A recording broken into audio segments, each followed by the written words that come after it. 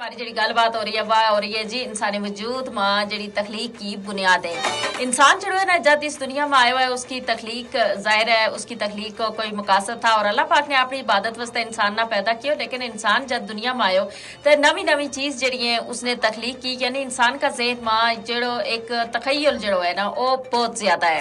اور تم دیکھو جی انسان ہمیشہ کوئی نہ کوئی نوی نوی چیزوں کا بارہ میں سوچتے رہے, نوی نوی چیز ایجاد کرنی. اور کتنی چیز تم دیکھو ٹیکنالوجی نے کتنی ترقی کر لی, یہ ساری چیز جی انسان ہی کی ایجاد کرتا ہے. اور وہی گل ہے کہ انسان نہ اللہ پاک نے اتنا وسیع دماغ دیتا ہے کہ جس کا ذریعہ وہ کہ نہ کہ آسمان کی جڑی وسعت ہے انہاں تک بھی جا سکا ہے.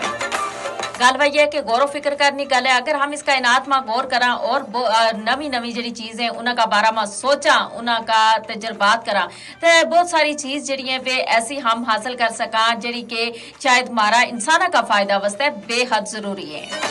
اور یہی چیزیں جی جڑی کہ نوی نوی جڑی تخلیقات ہیں انہاں کو باعث بھی بنے. اور تم دیکھو جی انسان جڑو ہے نا اپنا نال اور بھی بہت سارا جڑا لوگ منسلک ہے انہاں واسطے بھی نوی نوی جڑی چیزیں ایجاد کرن کا بارہ میں ہمیشہ سوچتے رہے. یعنی سوچ کو جڑو عمل ہے وہ انسان کا دماغ میں ہمیشہ جاری ہو ساری رہے.